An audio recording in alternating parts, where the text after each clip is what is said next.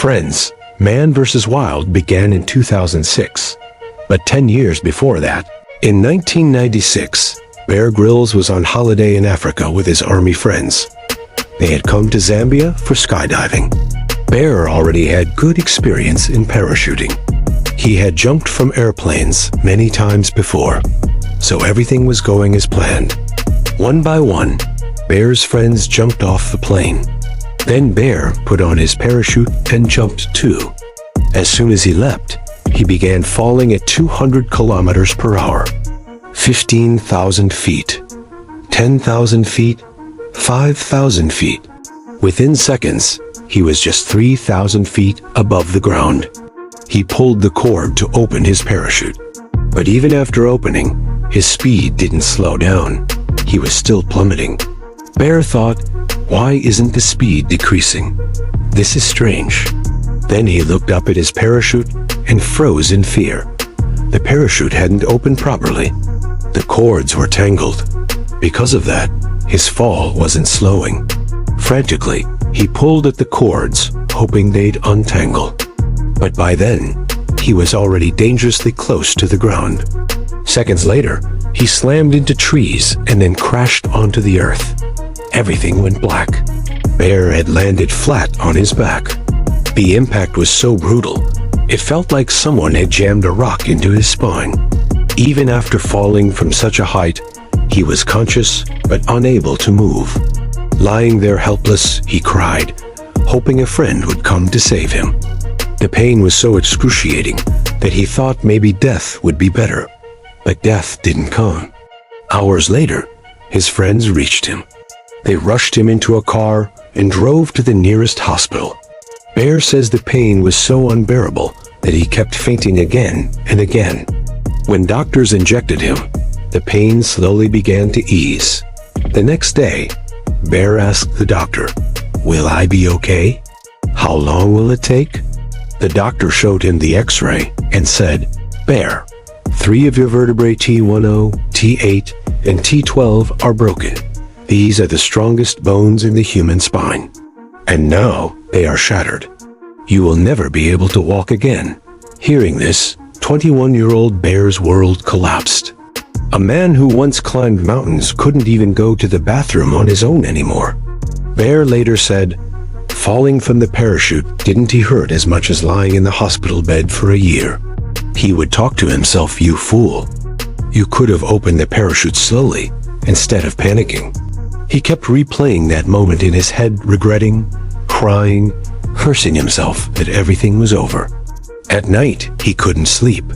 Anxiety and depression drenched him in sweat. 2 months passed, but instead of getting better, his health worsened. His body stiffened.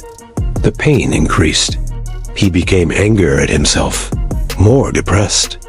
Everyone thought Bear was such a positive guy. But in reality, he was just a frightened 21-year-old boy at that time. Then one day, his eyes fell on a picture of Mount Everest hanging on the wall.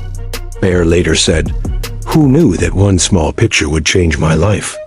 It was Bear's and his father's dream to climb Mount Everest, but at that moment, he couldn't even stand.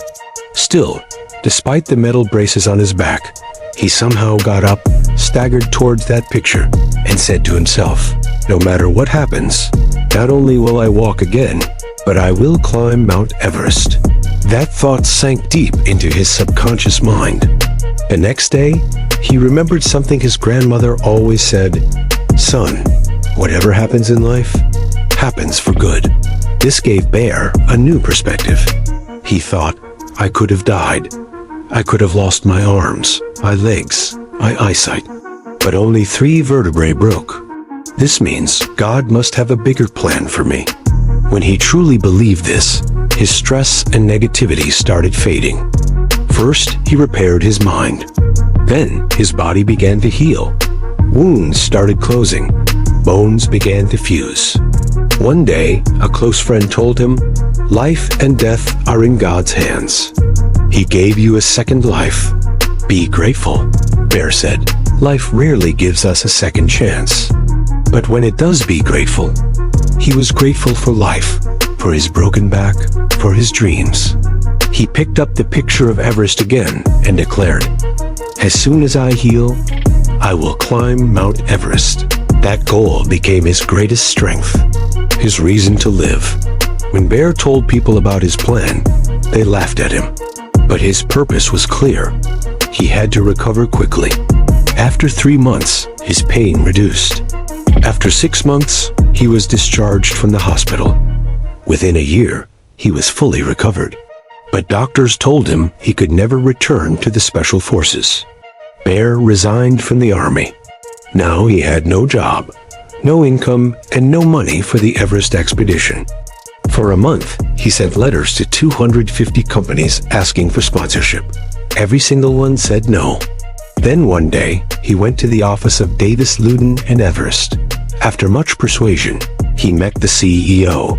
Seeing Bear's passion, the company finally agreed to sponsor him. But the challenges were far from over. Just 2 years earlier, in 1996, 8 climbers had died on Everest due to bad weather. Bear trained hard, practiced relentlessly, prepared with full dedication. Then came April 1998. Bear and his team began their Everest climb. During the ascent, Bear fell into an ice crevasse, but a rope saved his life. His teammates pulled him out, badly injured. Doctors advised him to rest. After some days of rest, he was ready again. But bad news came. A storm was about to hit Everest. If it did, climbing would become impossible. But at the last moment, the storm turned another way. Seizing the chance, Bear and his team resumed the climb. After 17 straight hours of climbing, on May 16, 1998, just 18 months after his accident, 23-year-old Bear Grylls stood on the summit of Mount Everest, the highest peak in the world. It wasn't easy. 4 climbers died during that expedition. Bear himself narrowly escaped death twice. After that, his story spread worldwide. Documentaries were made. And eventually, Discovery Channel offered him a show. That's how the world came to know him as the face of Man vs. Wild. Recently, someone asked Bear if that 25-year-old accident still hurts. He posted a picture and wrote, "Yes, it still hurts every single day. But what can I do? Every person must fight their own pain. And I'm grateful life gave me another chance." From this story, we learn 2 big lessons. Lesson number 1. Life is a precious gift. If someone else had been in Bear's place, they might have spent their whole life cursing that moment. The failed parachute, the fall, the accident. But when life hit Bear hard, he hit back harder. Remember, life doesn't knock you down to destroy you. Pain doesn't come to punish you. It comes to make you stronger. The more discomfort you face, the stronger you become. So welcome discomfort, because with discomfort comes growth. Break old habits, old thoughts, old limitations. Yes, it hurts to break, but that pain shapes your life. Lesson number 2. The secret to success is simple: keep going. Bear once said, "I made a promise to myself that I will live without fear." That's why, despite so many struggles, he never stopped. There are 2 kinds of people in this world. The brave who challenge themselves, test their limits, choose the hard road even if it brings pain. The fearful who live only to survive, not to win, not to reach their potential. We only get one life. Yet 99% of people play safe just to survive, not to win, not to grow.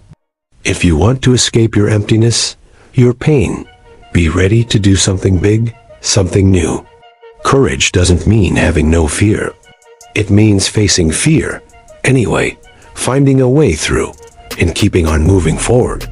And in life, every day learn something new, think something new, do something new. Keep growing.